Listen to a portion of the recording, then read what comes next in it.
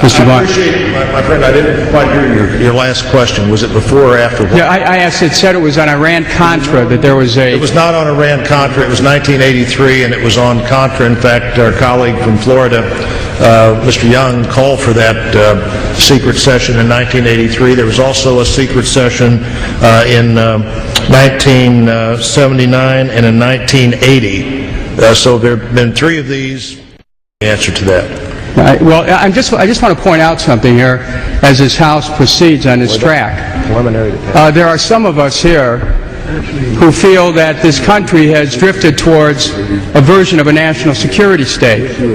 When the House begins to meet in secret on matters that relate to security, prior to legislative acts, it raises questions about the Constitution of the United States.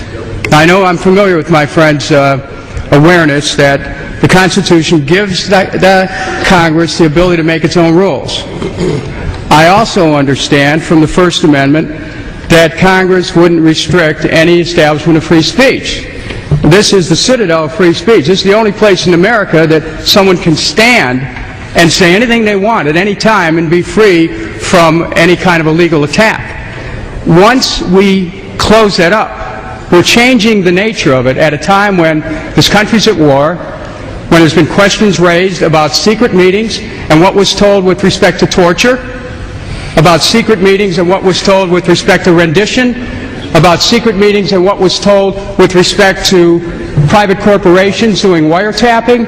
I just want the members of this House to incorporate that in their reflections when we proceed to approve an agreement for a secret meeting.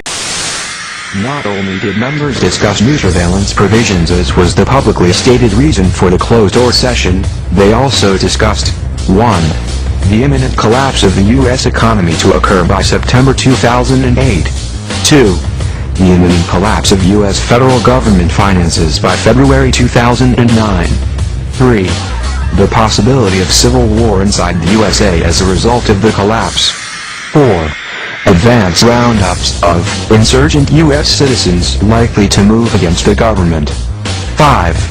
The detention of those rounded up at Rex 84 FEMA camps constructed throughout the USA. 6. The possibility of retaliation against members of Congress for the collapses. 7. The location of safe facilities for members of Congress and their families to reside during expected massive civil unrest. 8. The necessary and unavoidable merger of the United States with Canada for its natural resources and with Mexico for its cheap labor pool. 9. The issuance of a new currency, the Amero, for all 3 nations as the proposed solution to the coming economic crisis. In the span of less than 4 months, gasoline prices will rise 500%.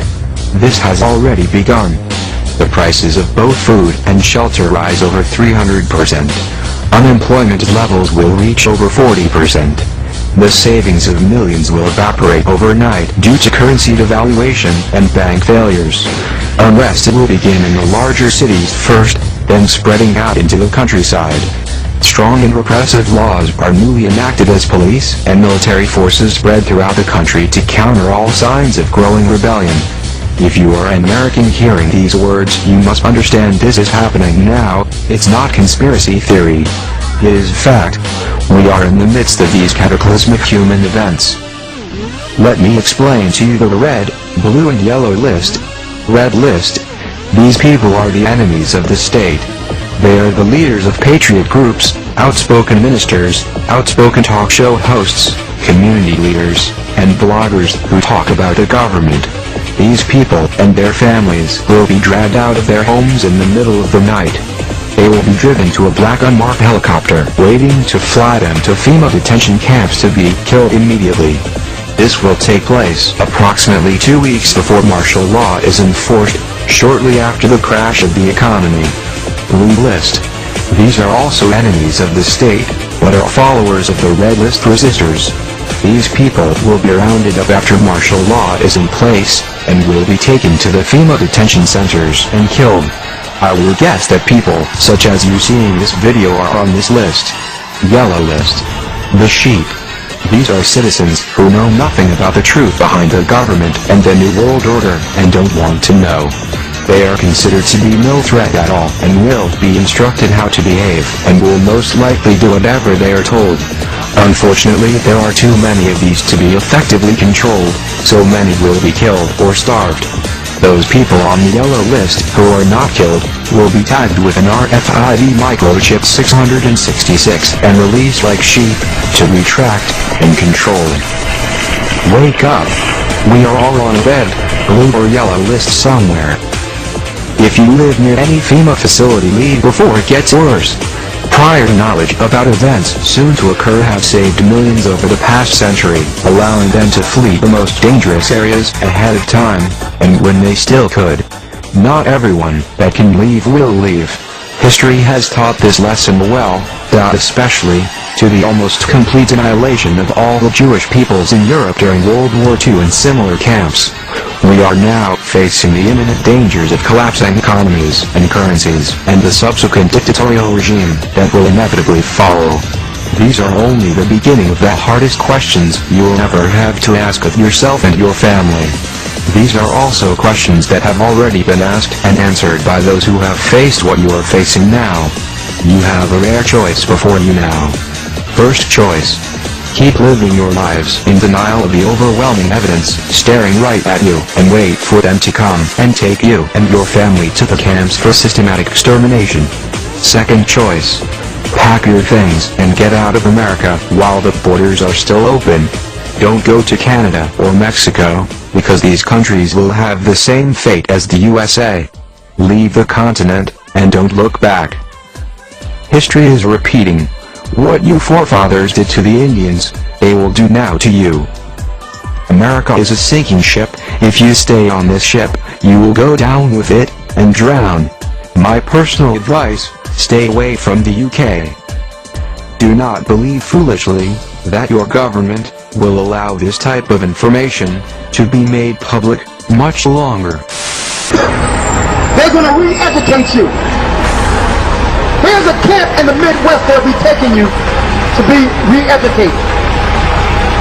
In some of your churches, your big cathedrals like Sharon Baptist, what's the other one? E9 Baptist Deliverance. These are going to be temporary concentration camps for you. You think you're going in to praise the Lord? You're going in these places to be reprogrammed when it's time. Don't sleep. Don't sleep, brothers and sisters. There's a reason your pastors are not paying taxes. They're doing their civil duty for the government to keep you asleep. And see, these things are written of in the Bible. Why these things will happen? It's in the Bible. You would have known this if your preacher wasn't trying to get paid. If your preacher wasn't running around singing and dancing to you, we're in the last day. I don't want to hear your organ.